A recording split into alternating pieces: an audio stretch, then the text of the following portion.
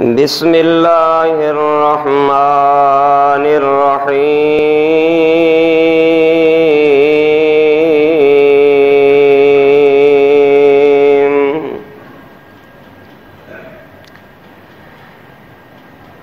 وما كان الله ليعذبهم وأنت فيهم وما كان الله معذبهم وهم يستغفرون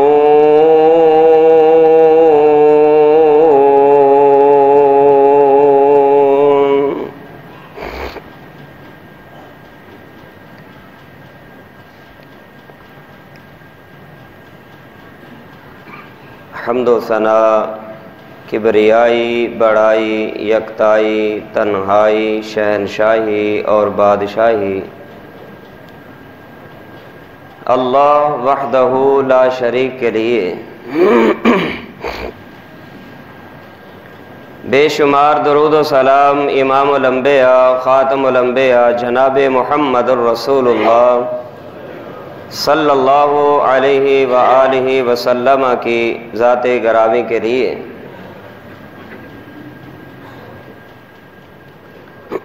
پیارے پیغمبر علیہ السلام کی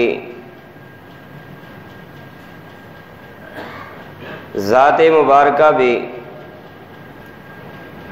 ہم سب کے لیے رحمت ہے، اور بعینہ ہی پیارے پیغمبر علیہ السلام کی بات بھی ہم سب کے لیے رحمت ہے۔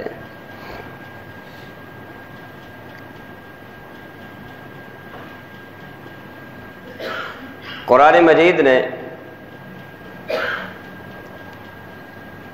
اسی چیز کا ذکر فرمایا ہے، وَمَا كَانَ اللَّهُ لِيُعَذِّبَهُمْ وَأَنْتَ فِيهِمْ، کہ اے میرے محبوب جہاں آپ ہوں گے وہاں اللہ کا عذاب نہیں آئے گا۔ گویا کہ پیارے پیغمبر علیہ السلام کی موجودگی اس بات کے لیے مانع ہے کہ آپ موجود ہوں اور وہاں اللہ کا عذاب آ جائے، ایسا نہیں ہو سکتا، کیونکہ آپ کی ذات بابرکت ہے اور آپ کی ذات رحمت ہے۔ عذاب کی بجائے، زحمت کی بجائے وہاں رحمت تو آ سکتی ہے، لیکن اللہ کا عذاب نہیں آئے گا۔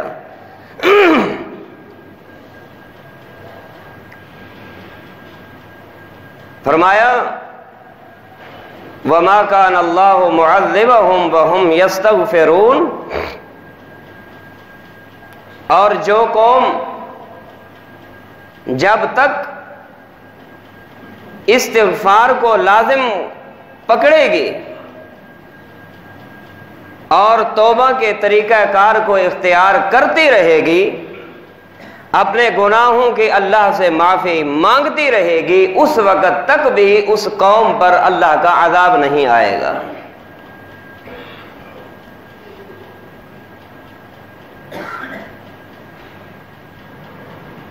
پتہ یہ چلا آپ کی موجودگی بھی رحمت، کہ جس سے عذاب نہیں آتا، لوگوں کا استغفار کرنا یہ بھی رحمت، کہ اس وجہ سے بھی اللہ کا عذاب نہیں آیا کرتا۔ آج ایک لمحہ کے لیے ذرا یہاں ہم بیٹھے ذرا سوچیں تو صحیح کہ آج ہم عذاب کا شکار کیوں ہو چکے ہیں، مصائب کا شکار کیوں ہیں، پریشانیوں کا شکار کیوں ہیں، آلام کا شکار کیوں ہیں، مسائل کا شکار کیوں ہیں؟ اگر آپ کی ذات موجود نہیں، پیارے پیغمبر کی بات تو موجود ہے نا۔ آپ دنیا سے چلے گئے، اپنا بیان اور اپنا فرمان اپنی حدیث کی روشنی میں تو یہاں چھوڑ کے گئے، پھر اللہ کا عذاب کیوں؟ اور پھر دوسری وجہ کہ عذاب نہیں آتا وہ یہ کہ جب تک کوئی قوم استغفار کو اختیار کرتی رہے گی اللہ کا عذاب نہیں آئے گا۔ ہم سوچیں، ہم ایک دن میں کتنی بار استغفار کرتے ہیں؟ ہم ذرا سوچیں تو صحیح، ایک دن میں ہم کتنی دفعہ اللہ سے رجوع کرتے ہیں؟ ہم ذرا سوچیں تو صحیح، 24 گھنٹوں کے اندر ہم اپنا وقت مصروفیت میں کتنا گزارتے ہیں، استغفار میں کتنا گزرتا ہے، اللہ کے ذکر میں کتنا گزرتا ہے، اور دنیاوی باتوں میں کتنا وقت گزرتا ہے۔ میرا خیال یہ ہے کہ اگر ہم یہ ضرب تقسیم کر لیں تو ہم اس نتیجے تک پہنچیں گے کہ استغفار کا معاملہ ہو یا ذکر اذکار کا معاملہ ہو، ہم بالکل 0/0 ہیں۔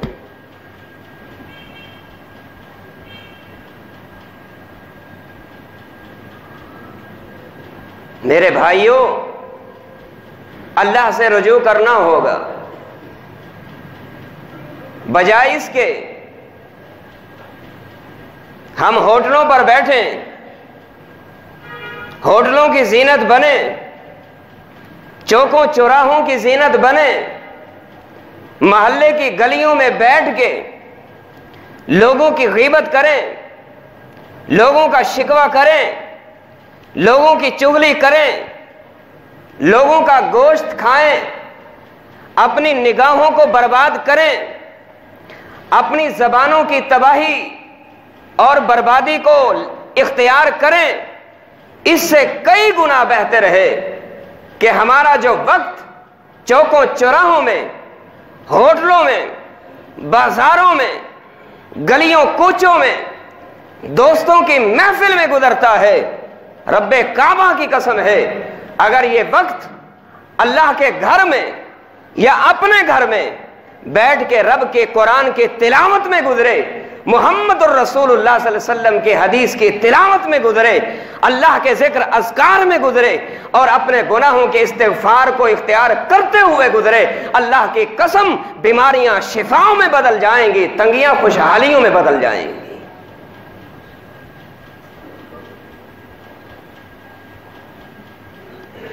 ہم یہ کرتے کیوں نہیں؟ بس ہم یہ کہہ رہے کرونا وائرس آئی تھی، چلی گئی، اس کی لہر دوبارہ آ چکی ہے، SOPs کو اختیار کیجئے، سینیٹائزر لگائیے، ماسک لگا لیجئے، ہاتھ نہ ملائیے، محفلوں میں نہ جائیے، جلسے جلوس نہ کیجئے، پروگرام نہیں ہوں گے، اجتماعیت نہیں ہوگی، نماز نہیں ہوگی، جمعہ نہیں ہوگا۔ لیکن کبھی ہم نے یہ سوچا ہے شریعت نے بھی تو ہمیں اصول دیے ہیں نا، شریعت کے بھی تو کچھ SOPs ہیں نا، شریعت نے بھی تو ہمیں سینیٹائزر دیے ہیں نا، شریعت نے بھی تو ہمیں کچھ ایسے اصول پر پابند کر دیا ہے کہ اگر انسان ان کو اختیار کرنے والا بن جائے، انسان کی بیماریوں کا بھی خاتمہ ہو سکتا ہے اور انسان کی تنگیوں کا بھی خاتمہ ہو سکتا ہے۔ اور وہ کیا ہے؟ اللہ کے قرآن نے یہی بات ارشاد فرمائی کہ میرے محبوب ان سے کہہ دیجئے اگر وائرس سے بچنا چاہتے ہو، کرونا والی وبا سے بچنا چاہتے ہو، اور بدحالیوں سے بچنا چاہتے ہو، اولاد کی پریشانیوں سے بچنا چاہتے ہو، اپنے معاشرے کی تنگیوں سے بچنا چاہتے ہو، برادری کی تکلیفوں سے بچنا چاہتے ہو، اللہ کے عذاب سے بچنا چاہتے ہو، محمد الرسول اللہ کی حدیث کے مطابق عمل کرنا ہوگا اور اپنے گناہوں سے استغفار کرنا ہوگی۔ جب تم یہ دو کام کرنے لگ جاؤ گے، اللہ تمہاری بدحالیوں کو خوشحالیوں میں بدل دے گا اور انسانوں کی پریشانیوں کا اللہ اپنی رحمت سے خاتمہ فرما دے گا۔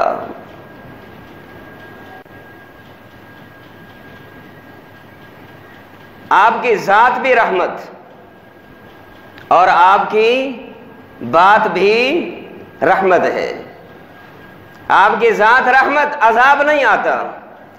اور آپ کی بات بھی رحمت ہے کہ انسان عمل کرتا جائے، اللہ کی قسم اس عمل کرنے کی بدولت اللہ انسان کی سیاہ کاریوں کو اپنی رحمت سے معاف کرتا جاتا ہے۔ مثال کے طور پہ پیارے پیغمبر علیہ السلام نے اعلان فرمایا، جامع ترمذی کی حدیث نمبر 210 ہے، امام کائنات صلی اللہ علیہ وسلم نے اعلان فرمایا، من قال حین یسمع المؤذن،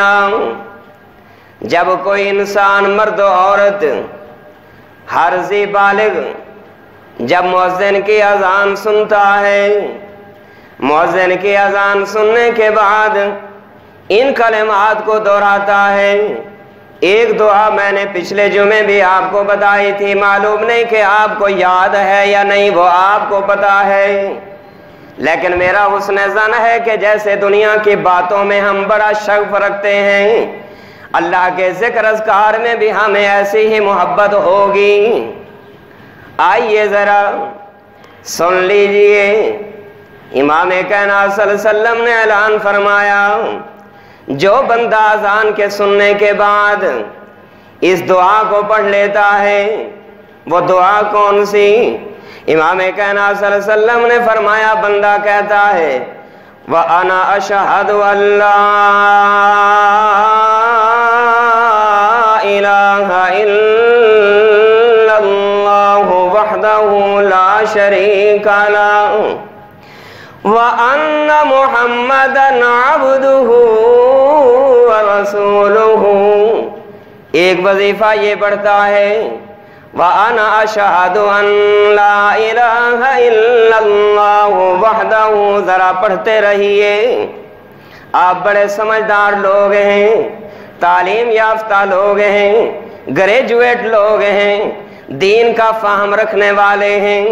ذرا ان وظائف کو بھی پڑھ لیجئے، کہیں اللہ ہمارا یہ عمل قبول کر کے ہماری سیاکاریوں کو اپنے رحمت سے معاف فرما دے۔ فرمایا، جو بندہ اذان کو بغور سنتا ہے، میں یہ بتانے لگا ہوں کہ پیارے پیغمبر کی ذات بھی رحمت، وہیں آپ کی بات بھی رحمت ہے۔ فرمایا، جو بندہ اذان کو سننے کے بعد یہ کہتا ہے، اشہد ان لا الہ الا اللہ وحدہ لا شریک لہ وان محمدا عبدہ ورسولہ، اور اس کے بعد بڑھتا ہے کیا؟ رضیت باللہ ربا، رضیت باللہ ربا، میں اپنے رب کے ساتھ راضی ہو گیا، اس لیے کہ میرا رب میرا پالنہار ہے۔ میں اپنے رب کے ساتھ میں نے دوستانہ تعلق قائم کر لیے، کیوں؟ اس لیے کہ میرا اللہ پروردگار ہے، میں اپنے رب کے ساتھ راضی ہو گیا۔ اور اس کے بعد بندہ کیا کہتا ہے؟ وَبِمُحَمَّدٍ رَسُولًا، اور میں محمد الرسول اللہ صلی اللہ علیہ وسلم کو رسول ہونے پر میں نے اپنے رضا کا اعلان کر دیا کہ میں نے اللہ کے رسول کو آخری نبی مان لیا ہے۔ اور اس کے بعد کیا کہتا ہے؟ وَبِالْإِسْلَامِ دِينًا، اور میں نے اسلام کو دین سمجھ کے قبول کر لیا ہے۔ امام کائنات صلی اللہ علیہ وسلم نے فرمایا، ہر اذان کے بعد بندہ یہ کلمہ کہہ دیتا ہے، ہر اذان کے سننے کے بعد جو بندہ یہ اپنے ایمان کی سلامتی کے ساتھ یہ وظیفہ پڑھ لیتا ہے، امام کائنات صلی اللہ علیہ وسلم نے فرمایا، غفر لہ ذنبہ، اللہ اس وظیفے کی برکت سے پڑھنے والے کے سارے گناہ اپنی رحمت سے معاف فرما دیتا ہے۔ یاد ہے ہمیں، دنیا کی باتوں میں بڑی محبت ہے، کام کرنے کے یہ ہیں جو ہم کرتے نہیں، جن کے پیچھے ہم بھاگتے ہیں وہ ہماری ذمہ داری نہیں۔ اللہ نے پیدا کیا، پیدا کرنے کے بعد فرمایا، بندے بھاگ دوڑ کرنے کی ضرورت نہیں، ہاں حرکت کرے گا برکت ملے گی، یہ ضرور ہے، لیکن یاد رکھ، کسی ایک چیز کو حاصل کرنے کے لیے دین کو نہیں چھوڑنا ہوگا۔ دین کو چھوڑ کے دنیا حاصل کرے گا تو دین بھی برباد کر بیٹھے گا، دنیا بھی حاصل نہیں ہوگی۔ ذرا سوچے تو صحیح، ہم کسی سے کہیں حضرت جی ٹائم ہے، نہیں جی ٹائم تو نہیں ہے، یہ کیا ہے، بس مصروفیت ہے۔ کوئی مسجد میں امام آ جائے، کوئی خطیب آ جائے، کوئی واعظ آ جائے، کوئی مقرر آ جائے، کوئی مہمان آ جائے، اعلان کر دیا جائے ذرا نمازی حضرات بیٹھ جائیے، گفتگو ہوگی، دین کی باتیں ہوں گی، سن کے جائیے۔ کسی کے بعد اتنی فرصت کے لمحات بھی نہیں کہ آنے والے مہمان کی تکریم کر کے باتوں کو سن لیجئے، ٹائم ہی نہیں، ٹائم ہی نہیں ہے۔ ہمارے پاس رسول اللہ صلی اللہ علیہ وسلم کی حدیث سننے کا ٹائم نہیں، ہمارے پاس رسول اللہ صلی اللہ علیہ وسلم کے فرمان سننے کا ٹائم نہیں، ہمارے پاس اللہ کے قرآن کی تلاوت سننے کا ٹائم نہیں، گپ شپ لگانے کا ٹائم ضرور ہے۔ معذرت کے ساتھ یہ کسی کو نشانہ بنا کے باتیں نہیں کر رہا، اصلاح کی خاطر باتیں کر رہا ہوں۔ اگرچہ انداز بیان اتنا شوق نہیں، شاید کہ اتر جائے تیرے دل میں میری بات۔ امام کائنات صلی اللہ علیہ وسلم نے فرمایا، جو بندہ ہر نماز کے بعد یہ وظیفہ پڑھتا ہے، وظیفہ ذرا سن لیجئے، اللہ کی قسم سونے کے پانی سے لکھنے والی بات ہے۔ ہر نماز کے بعد جو بندہ یہ پڑھتا ہے 33 دفعہ سبحان اللہ، ذرا توجہ، 33 دفعہ سبحان اللہ، گھٹنوں کو چھوڑ کے بیٹھیے، سر اوپر اٹھا کے بیٹھیے، میری نگاہ میں نگاہ ملا کے بیٹھیے، بات تب سمجھ آئے گی۔ فرمایا جو بندہ یہ کہتا ہے 33 دفعہ سبحان اللہ، 33 دفعہ الحمدللہ، 33 دفعہ اللہ اکبر، اور یہ 99 کا عدد ہو گیا، 99 ہو گئے، اب 100 کا عدد پورا کرنے کے لیے جو بندہ یہ کہتا ہے کیا، ذرا پڑھتے جائیے، لا الہ الا اللہ وحدہ لا شریک لہ، لہ الملک ولہ الحمد وہو علی کل شیء قدیر۔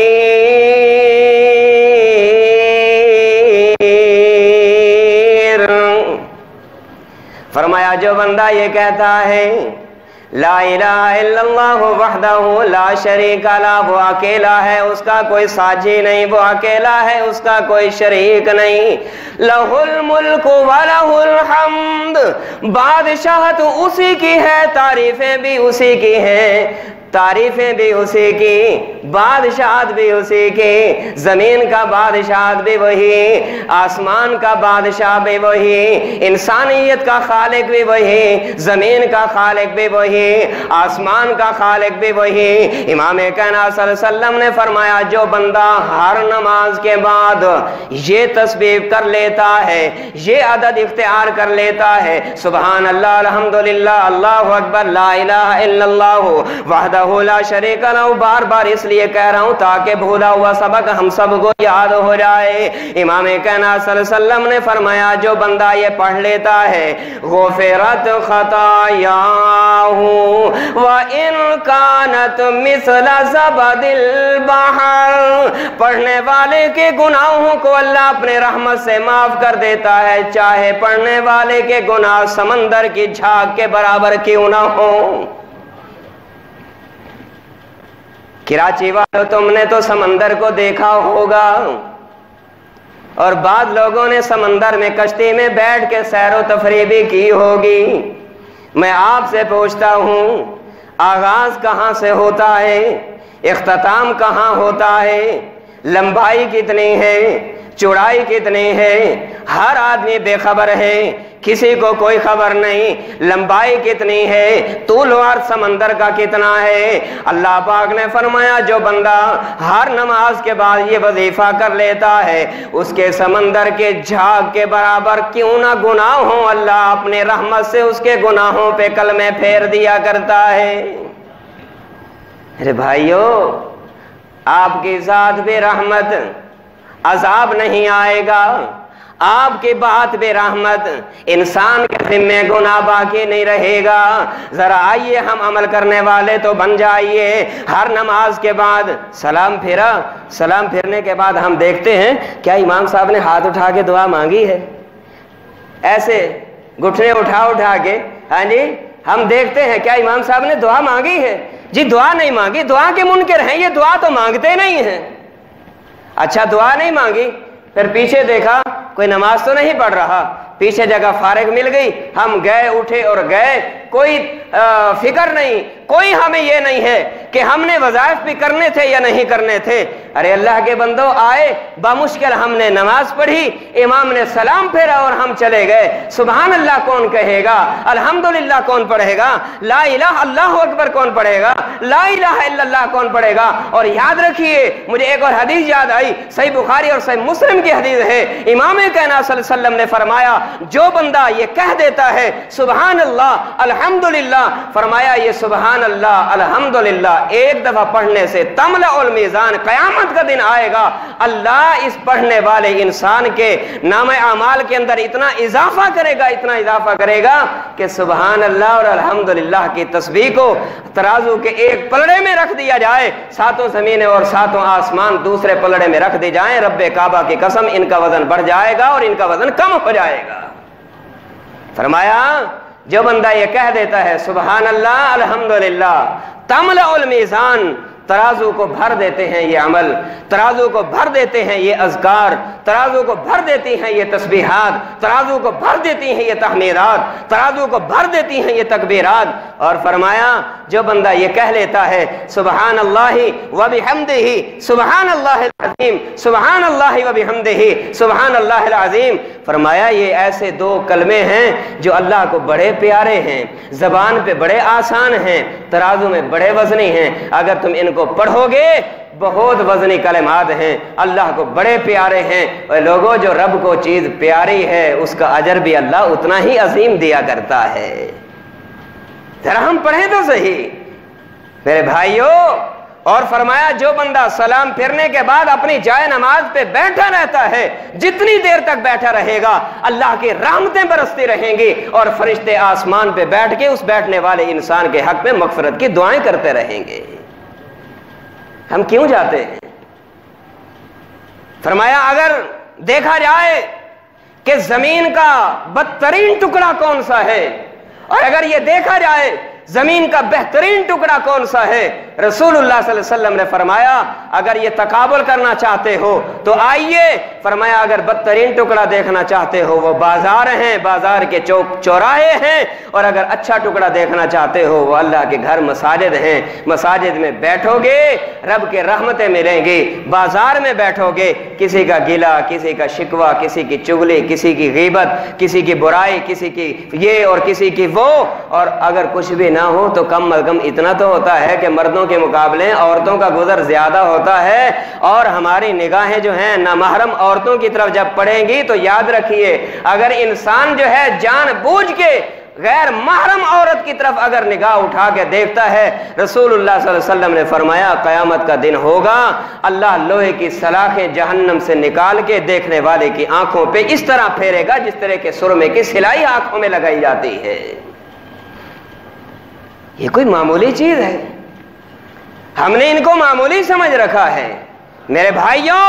رسول اللہ صلی اللہ علیہ وسلم کی ذات بھی رحمت ہے، آپ کی بات بھی رحمت ہے، اور اس کے بعد رسول اللہ صلی اللہ علیہ وسلم نے یہ فرمایا ہے جو بندہ یہ عمل کر لیتا ہے، ان اذکار کی پابندی کر لیتا ہے، اللہ اپنی رحمت سے ان کے گناہوں کو بھی معاف کرتا ہے، نیکیوں میں اضافہ کر دیتا ہے۔ اللہ ہم سب کو سمجھنے کی اور عمل کی توفیق عطا فرمائے۔